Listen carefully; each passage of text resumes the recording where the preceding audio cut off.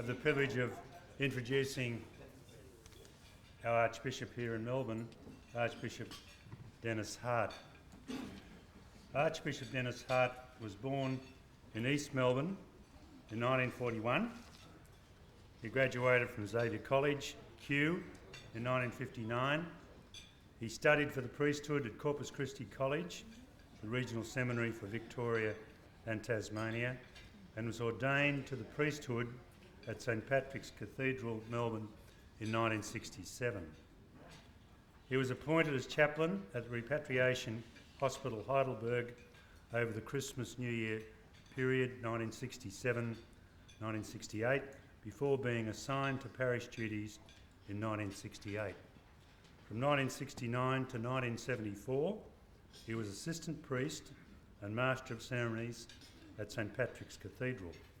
From 1970 until 1996, he was prefect of ceremonies for the Archdiocese of Melbourne. From 1975 until 1985, he was advocate and notary of the Regional Matrimonial Tribunal. He was Executive Secretary of the National Liturgical Commission of the Australian Catholic Bishops' Conference from 1975 until 1990. He was Liturgy Director and Assistant Master of Ceremonies for the Australian Papal Visit in November 1986. Between 1987 until 1996, he was also parish priest of St Joseph's, West Brunswick. In September 1996, he was appointed Vicar General of the Archdiocese of Melbourne and moderator of the Curia, and subsequently Diocesan Consultor, Chairman of the Diocesan Liturgical Commission, Deputy Chairman of the Diocesan Extension and Maintenance Fund, Deputy Chairman of the Diocesan Finance Council, Secretary of the Roman Catholic Trust Corporation for the Diocese of Melbourne, ex officio member of the Archbishop's Personnel Advisory Board of the Archbishop's Committee for New Areas in the Archdiocese, and a nominee of the Archbishop of Melbourne on the Committee of Catholic Capital Grants. He was appointed as an auxiliary bishop for the Archdiocese of Melbourne in 1997. As a bishop, he retained all of the above offices, and in addition to diocesan ministries, worked in the southern region of the Archdiocese. He was Secretary of the Bishops of the Province of Melbourne and a member of the board of Australian Catholic University. He was appointed Archbishop of Melbourne in June 2001.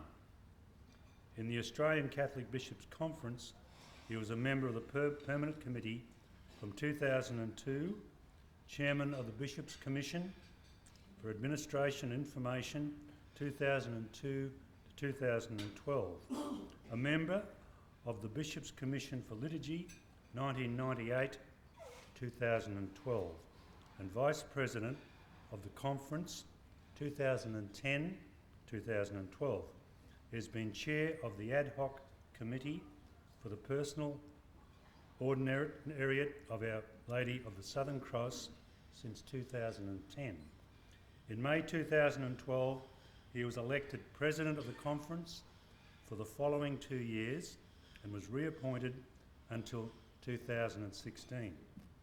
He has been a member of the International Commission on English in the Liturgy since 2003 and was Vice President from 2010 until 2014.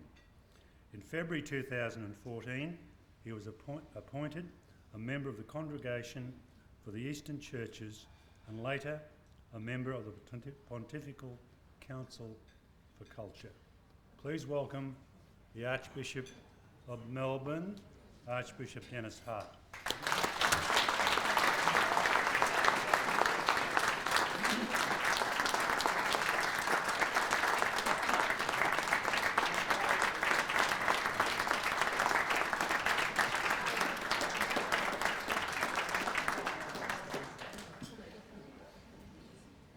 Thank you, Max, and thank you, everyone. And I do want to say thank you to Tim O'Neill, the International President, and to all of the members of the Board of SERA, and to all of you. I have three distractions. I warned Max not to give out all that stuff, and he disobeyed me. However, I'm forgiving him even for the reference to Canberra, because Sydney people say Melbourne's the place where you can have 4 seasons in the one day, and they might be right. Then, of course, I've got 3 distractions. That's the first. The second one, Sister Geraldine spoke about the Sisters of St. Joseph. And they are wonderful, wonderful women who walk with the people. And over the years, in all of the parishes, I lived for 11 years in North Richmond, where there were Sisters of St. Joseph. And they've just got so much of the feel of the people, and they walk with the people, that they're wonderfully esteemed. And the initiative of St. Mary of the Cross MacKillop has borne tremendous fruit in our country. The third one, of course, is indicative of the vocation to which we're all called. A taxi driver and a priest died and went to the pearly gates. And the priest was shown in the pearly gates and given a very small apartment down near the gates themselves. And the taxi driver was given a great 2-storey house right up the top, perhaps closer to God. And the priest tried to remonstrate with St. Peter and said, "Why are you doing this?" "Well, Father, when you preached, they slept. When the taxi driver drove, they prayed."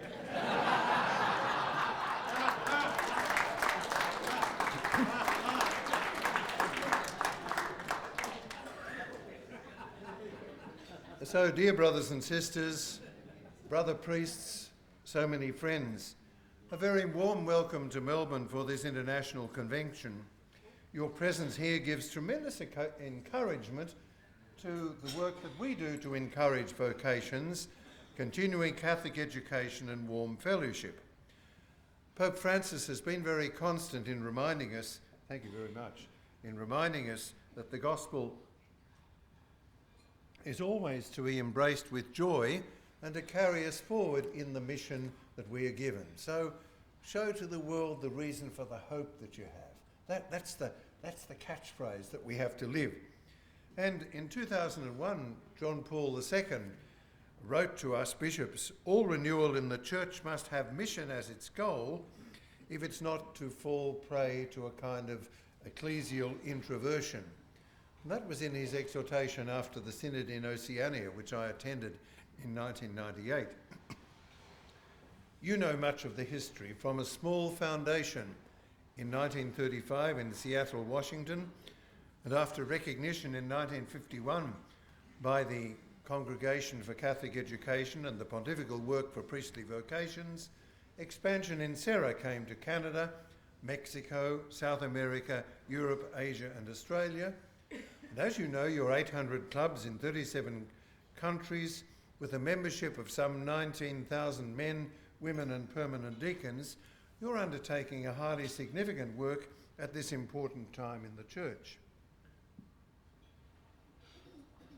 I was particularly touched, of course, to know that I would be speaking to you here in Melbourne just a whisker before the canonisation of Junipero Serra. We know that Serra arrived in Mexico City in 1749. In less than 20 years, he was the superior of a band of 15 Franciscans for the Indian mission in California, and I was so pleased to see California so well represented. You can tell them by the suntan on their faces. But I do want to say that I empathise very, very much with those who are suffering in the bushfires in California at the moment. Sometimes in the summer in Australia we have terrible fires like that, and the toll on life and people is something that we'll never forget. So we're with our Californian brothers and sisters. On the 25th of September 1988, John Paul II said of Junipero Serra, "He sowed the seeds of Christian faith amid the momentous changes wrought by the arrival of European settlers in the New World. It was a field of missionary endeavour that required patience, perseverance and humility, as well as vision and courage. Doesn't that sum up where we are today? Patience, perseverance and humility, as well as vision and courage. So it's not surprising then that because of that patience, Junipero Serra was chosen as your patron. We'll be really rejoicing on this side of the Pacific with you at the canonisation in September.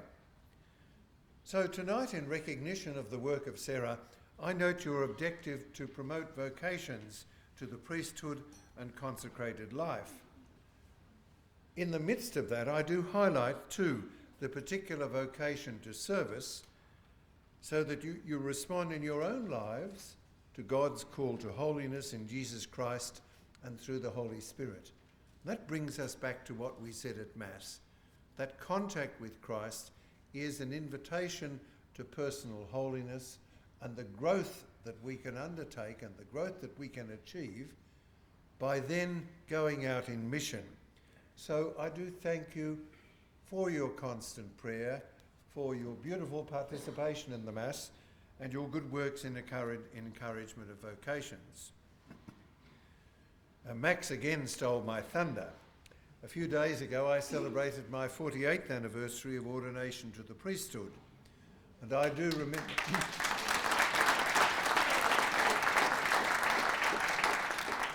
remember the days when there were 220 young men studying for the priesthood for our 4 dioceses of Victoria and the Archdiocese of Hobart in Tasmania. And if we're counting by numbers purely, we'd have to say that in the latter part of the 20th century, numbers in our seminary have declined. This year at Corpus Christi in Melbourne, we have 58 seminarians, but we're faced with building accommodation to cope with additional students. Good problem. Indeed, instead of merely 5 dioceses, we now assist the bishops of South Australia, Adelaide and Darwin, and Northern Territory. This year I'll ordain 9 young men to the priesthood, and I ordained 8 last year, but there'll be fewer next year. The makeup of the church has changed considerably in my time as a priest. With a huge increase in migrants, we've been successfully able, in addition to the ordinations, to bring priests from overseas to supplement our numbers of local priests. So we have those being ordained, those coming from other countries to help us, and by and large, they are relating very well to people in our very multicultural parishes. If any of you have been on the streets in Melbourne and around, you'll see that you find here, as you do in all the big cities, people from all over the world.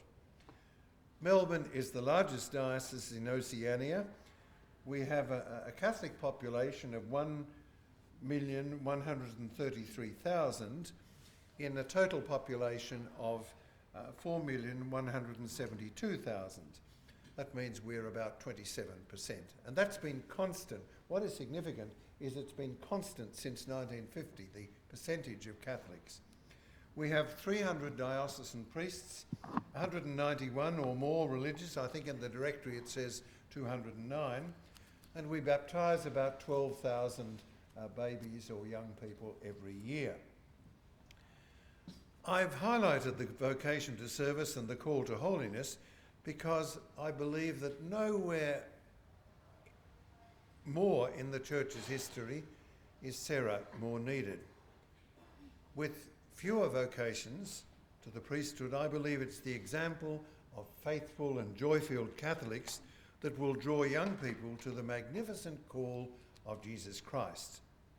And above all, priesthood is about God and people and the interaction we have with God and with each other through the sacramental and spiritual life, enriching the common humanity with which God has blessed us. We're burdened, it's true, in a serious way by the evil deeds of a few priests, religious and church workers.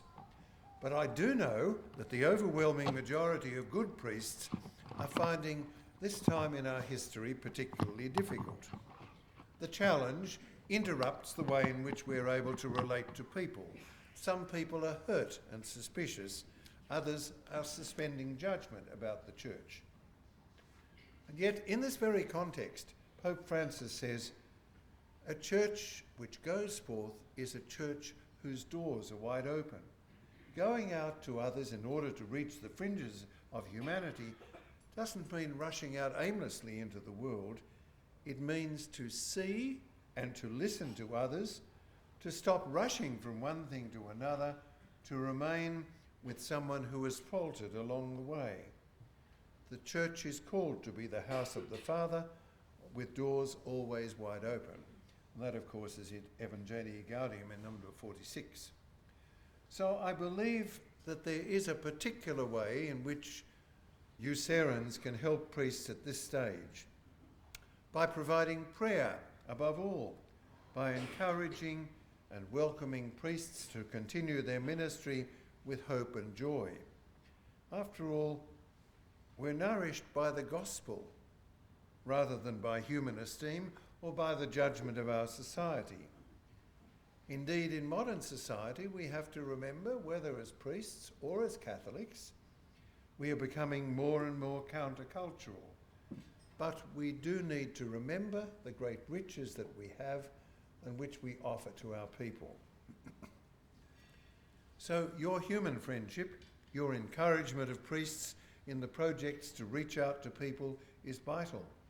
I do thank you for your magnificent service, but also I encourage you to continue it in this particular way, with the suggestion that your goodness might be valued even more than you think, despite the constant attacks upon the church and questions about our integrity. Indeed, the Melbourne Age, one of the papers that's been most ferocious in criticising the church, actually went to visit the seminary before I did some ordinations in June, and for the first time in living memory, published a two-page spread of positive things about the life of the seminary. God can do wonderful things.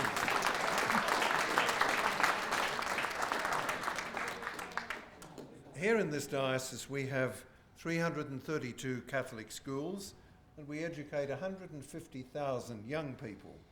Schools are often the only contact that people have with the church, and what we're seeking to offer through our schools and our hospitals and our social outreach is a clear indication that the mission of the church and the call of Christ to priesthood and consecrated life is more relevant than ever and more needed than ever as people seek to find an answer to their great spiritual and human hunger.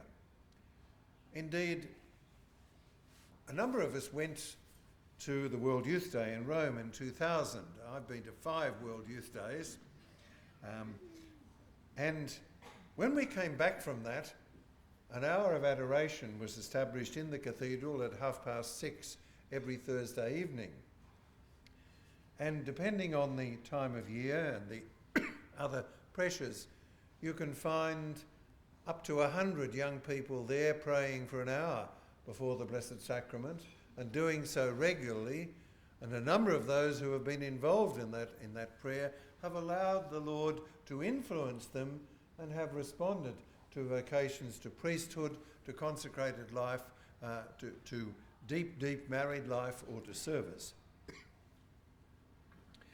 In your membership and outreach, however, the words of Pope Francis in Evangelii Gaudium are relevant.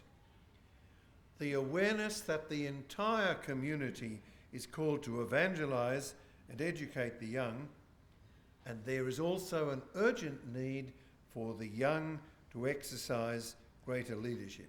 And this needs to be kept at the front of our mind. So what I would put to you as a challenge is your own leadership, but also your own need to engage with young, to draw them into leadership too, in their own groups, in their own search, in their own journey. And then, of course, the Pope, with his earthy Jesuit way, I can say things about the Jesuits because I was educated by them.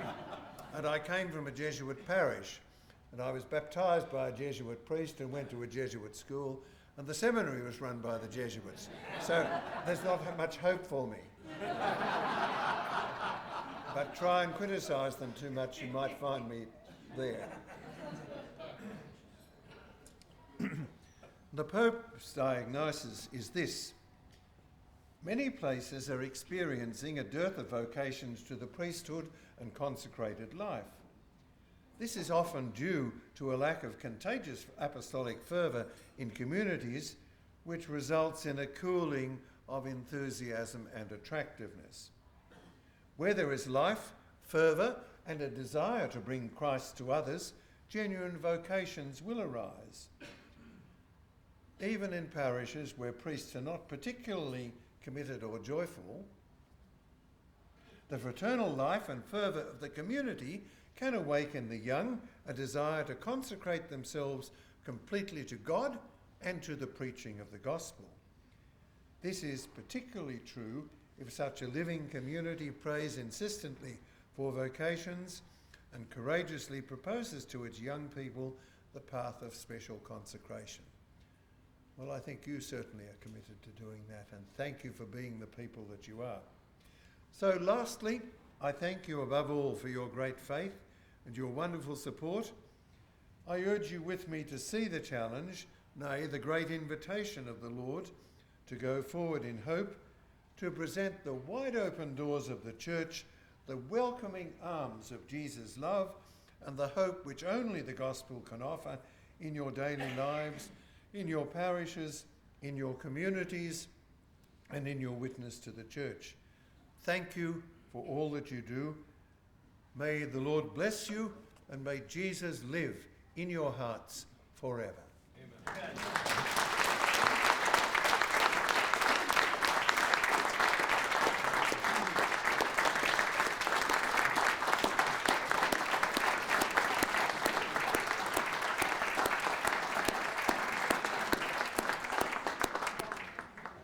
I'd now like to call on Philip Connors to extend a vote of thanks to the Archbishop.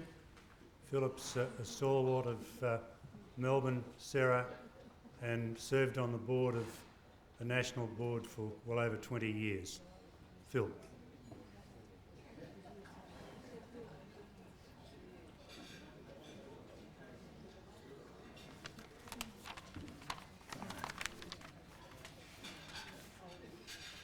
Quite frankly, Your Grace, I began to wonder if the good Lord had something else in mind for me rather than this vote of thanks. As last night, 4 of us spent a couple of hours trapped in the lift, or in US speak, the elevator, down in the car park. I don't know anyone else, but being locked in a lift is not a lot of fun. However, the company was great. We didn't fight. We shared some laughter. And after many wonderful stories, we eventually escaped. One of my uncles had a great saying. He used to say, never pass up a lift or a toilet, but I may have to revise that, I think. Your Grace, you've always given Sarah International your unqualified support, and for this we are very, very thankful. And I have to say, that's always been the situation with your predecessors ever since Frank James returned from California after conducting business with Paul Mariani Jr., a very committed Sarah. Paul asked Frank if he knew anything about Sarah, and when Frank replied that he didn't, he explained the concept. Frank always had a great love of the priesthood and the religious, and so he was immediately sold on this idea. When Archbishop, later Cardinal Knox, was appointed Archbishop in 1967, Frank and the Vocations Director at the time, Father Michael Fitzpatrick, sought approval, and it was granted. And the first meeting was held here in Melbourne in February 1968, and the late Bishop John Kelly was the guest speaker. From that time on, all bishops have given Sarah every encouragement. Now, our main regret is that we would love to be much more numerous, so much more effective. And I have to pay tribute to our chaplain as well, Father Gerard Dowling, over here. He affirms us at every meeting as to how important it is our prayers are for priests. I have to say he's the only priest in Melbourne still doing the same job that he was appointed by Archbishop Mannix, and he's still doing that. He can explain about that one. Our President of ScansPAC, David Connell, has had approaches from 9 bishops who would like Sarah in their diocese.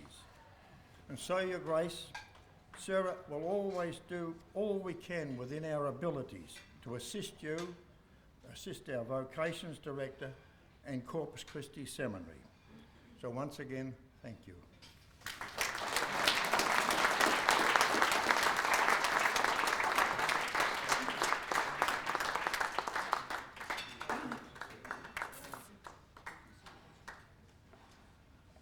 I now call on our new Sarah International President, Tim O'Neill.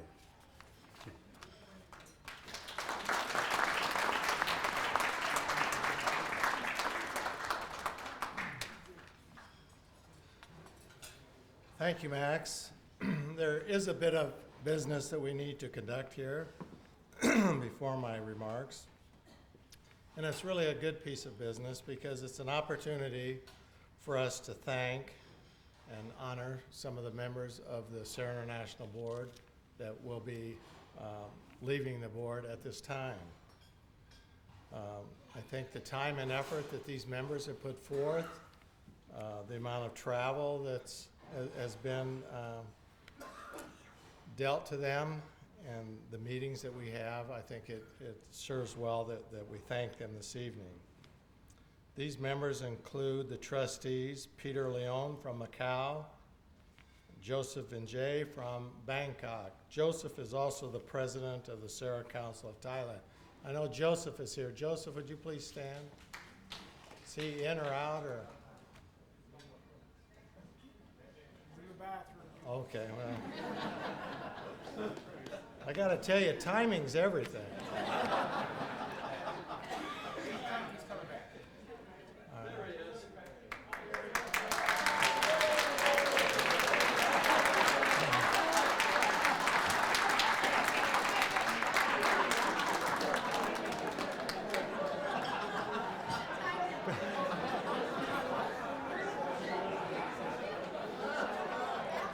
Peter, thank you. We were thanking you, and I was saying what a pleasure it was to serve alongside you on the Sarah International Board. Again, thank you.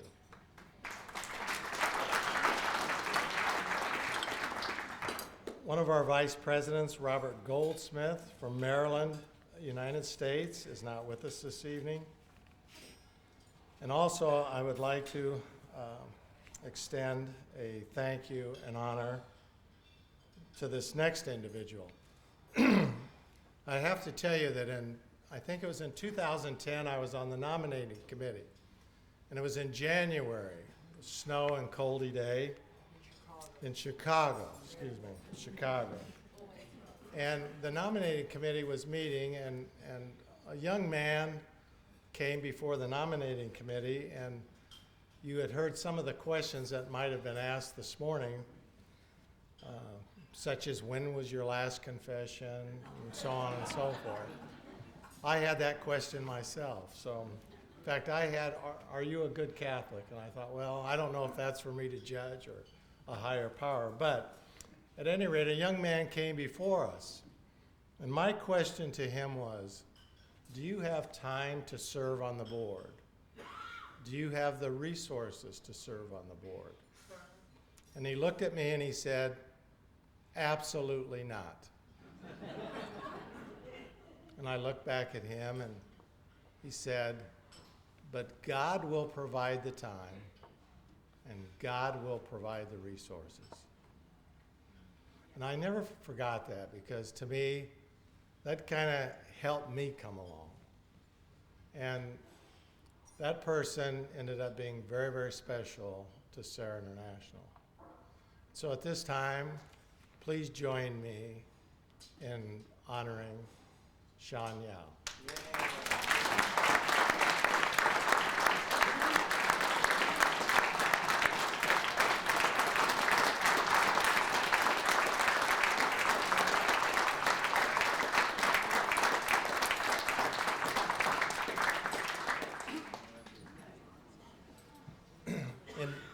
any organization, you have your ups, you have your downs, and like many families, you have things that don't always go so well. But every now and then somebody comes along that settles the waters and becomes kind of a settling influence on people like myself that want to jump off the cliff right away. So I think this year was very special in that Dan Grady had taken the helm of Sarah International. He kept us all focused. He kept us on the road. We didn't end up in the ditch along the way. And for that, you just have to thank that, again, timing is everything. And for Dan to come along at a time when Sarah International seemed like it needed help, he was there for us. Maybe that's the banker in him, I don't know. I never could quite get along with bankers. There were times when Dan and I would, but at the end of the day, I think I really respected and actually followed most of his advice. So with that, Dan, would you come forward, please? I would like for you to thank Dan for his year as president of Sarah International. Dan, thank you.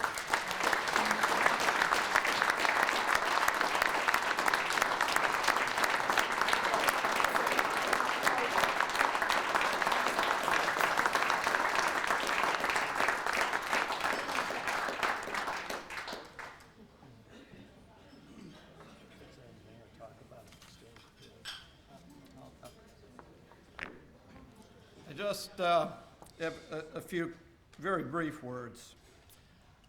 This has been the most rewarding and satisfying experience of my life. It's been an absolute pleasure and privilege to represent the Sarans around the world this past year, and I thank you for the opportunity to enjoy this experience. And I'm very excited about the future of this organization, and I'm very confident in the new leadership that is taking over. Thank you.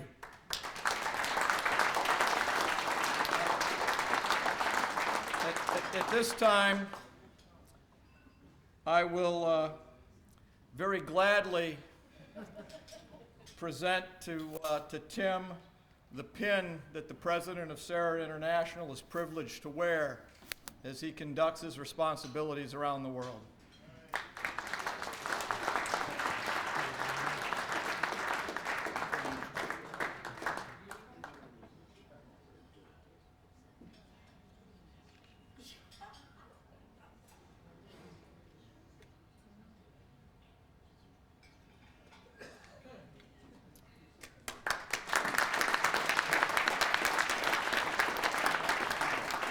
And I, in turn, would like to present Dan with his past president's pin. And again, please join me in thanking Dan for his service to Sarah International.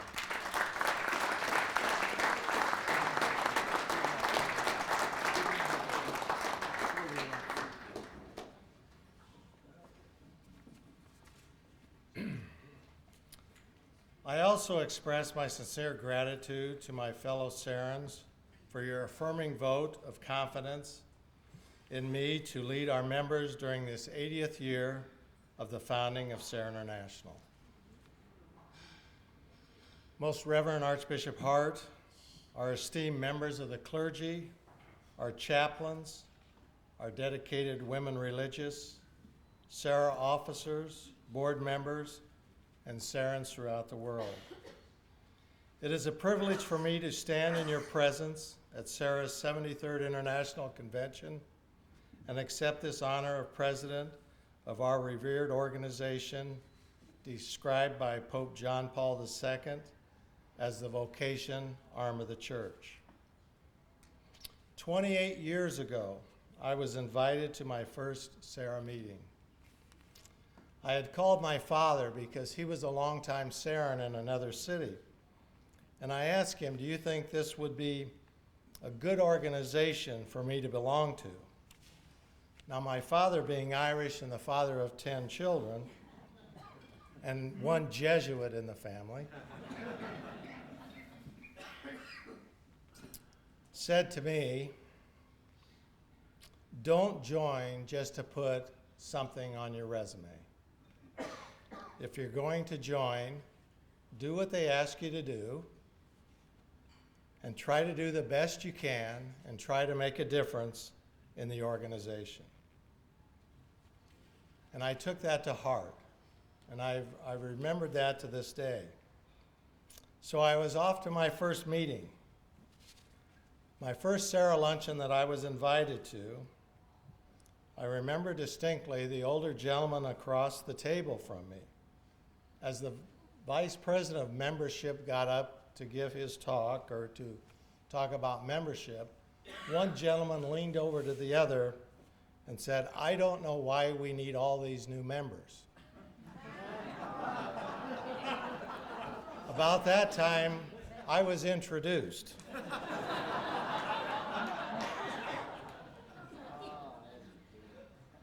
But you know, I did accept that invitation. And to me, that was the last time that I could ever say no to anything that Sarah would ask of me. I don't think that there is anything that I could do for Sarah that would be as important as what Sarah has done for me or my family. We made Sarah an important part of our family. My wife, Sally, has been by my side. She has co-chaired almost every event that I have been privileged to chair, and she has been my 50-50 partner and has helped me immensely along the way.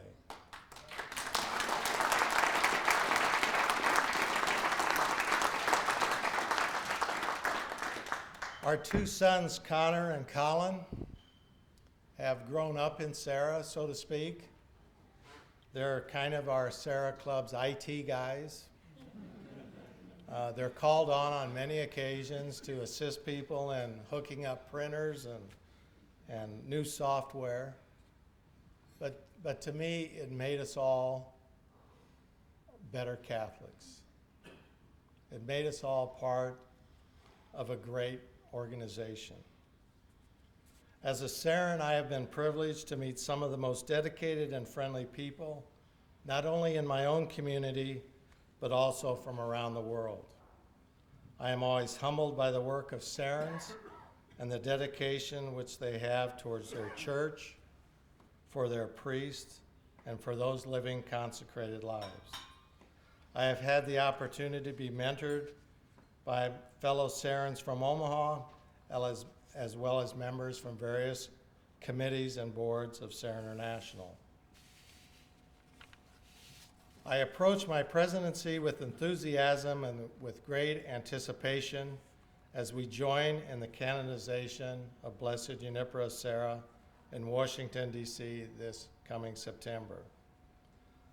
What a blessing that will be for Sarans throughout the world as we celebrate our patron's elevation to sainthood and to commemorate the 80th anniversary of the founding of Sarah International. This is indeed a great opportunity to participate in something that has never happened in North America.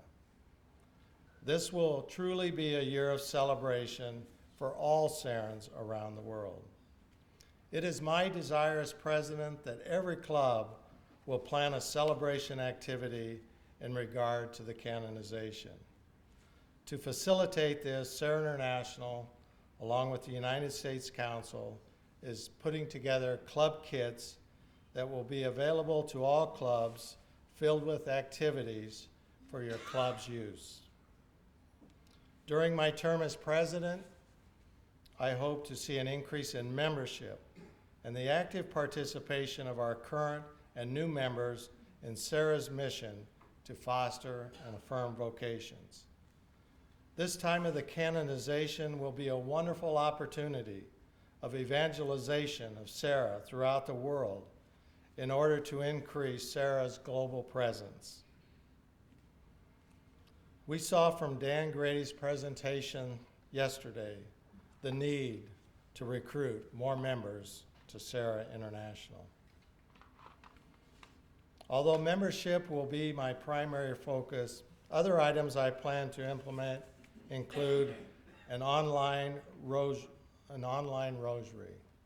I would like to have a rosary once a month that will be on the telephone, that will be able to have people from around the world participate. We will ask clubs from around the world to lead in that rosary. So this coming year, we will have 12 rosaries that will take place at a given time. I've been amazed at the canonization committee, the long-range planning committee. It might be 8 o'clock in Omaha, but it might be 1 o'clock in the morning someplace else, and we're able to communicate on the phone. And to me, that pulls Sarah, even though it's a global, it pulls us much closer together. Our Eucharistic adoration involving Sarah members from around the world is still being implemented. And we also want to continue the implementation of our information technology that is needed to keep our organization current and accessible to all members. Sarah is very special to me, not because of the position that I now hold, but the opportunity that it gives me to be of service to our church and to you and to the rest of the Sarans around the world. In conclusion, I would like to thank the members of the Convention Committee for a wonderful convention.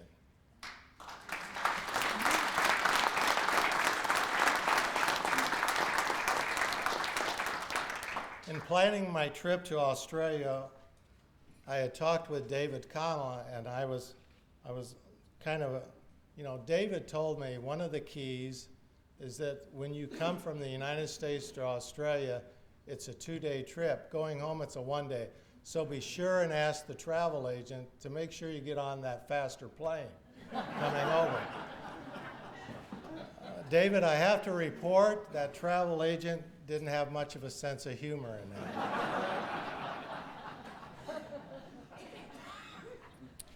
I know the work that goes into these conventions firsthand, and I know what it takes to be a success. And you have all accomplished that. Thank you.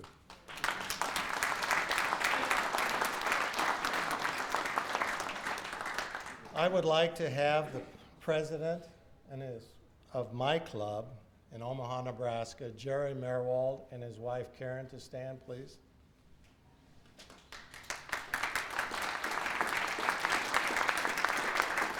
And if you remain standing, please. And I would also like to introduce the other Dennis with the one end in the room, Dennis Waltz from the Sarah Club of West Omaha.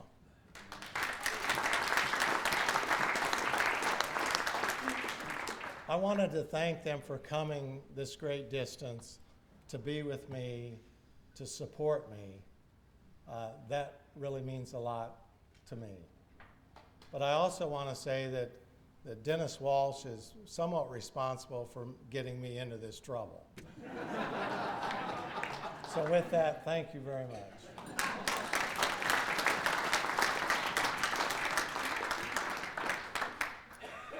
Please remember me in your prayers, but I also want to thank all of you for all that you've done for me and for my family.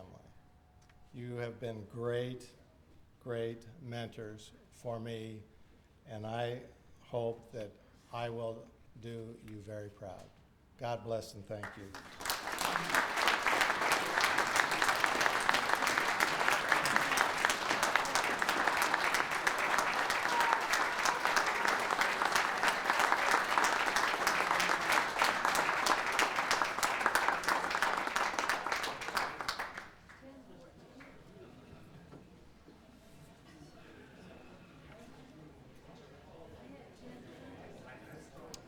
Thanks, Tim.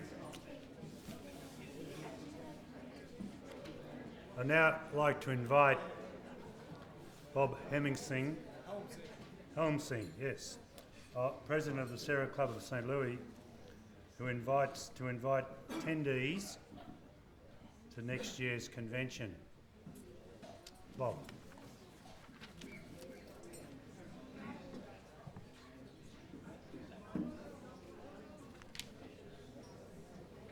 I'm a relatively new Saran, only 7 years. This is my first international convention, and so it's fun for me to get up here to say, come to our place next year. But before I do that, I have to say that this has been a fantastic experience. I thank everybody who has put this on, the programs, the talks, the friendship and camaraderie of Sarans. It has far exceeded our expectations. It is not easy to plan this, to come up with the spare time and the spare finances to make this trip to the other side of the world, but it has been worth every penny and every minute. So before I say anything about St. Louis, thanks to all of you for doing this.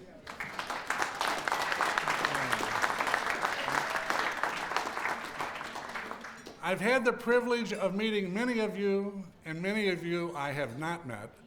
I am this shy, reserved, laid-back guy who is trying to take the place of Ann Maloney as the president of the St. Louis Club, and it's not easy. But when it comes to St. Louis and Sarah and our convention next year, I'm as enthused as Ann, just not as, I don't know, you know. So we invite you in St. Louis. We encourage you to come. It is a wonderful city, a little bit smaller than Melbourne, but a lot going on. For those of you that don't know the United States geography, it's right in the middle of the country. You can come visit us. If you have any relatives or friends, they're not that far away, maybe 1,000 miles here and there, but not 9,000 miles. So we encourage you to come. We've already had a committee of 12 working on this for a couple of months. This program shows you that we already have a terrific lineup of speakers, and we're not done yet. We're working on some more. The hotel is one of the best hotels in the city, right in the heart of downtown, right next to the Arch. It's not as well known as the Opera House in Melbourne, but it's pretty famous in the United States. But you're literally a few blocks from that, a few blocks from our old cathedral. If it's baseball season, for those of you who know what American baseball is, it's only 3 blocks from the hotel. So there's a lot going on, a great place. We ask you all to come. There will be lots more coming out through the year. John's pretty good at getting out information on a regular basis. But go home now, mark your calendars. Saint Junipero Serra's feast day, first real feast day as a saint, July 1. Mark your calendar for next year for July 1 and just back it up a day for the start of our convention. But we promise you we're going to try to do this well or even better. So come see us. If you have any questions, Ann and I will be around afterwards. We'll tell you, come visit. Thank you all.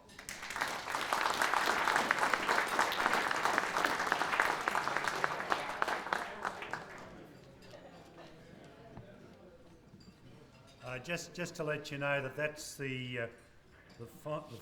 end of the formal part of the evening. It's now to have fun and party time. Thank you.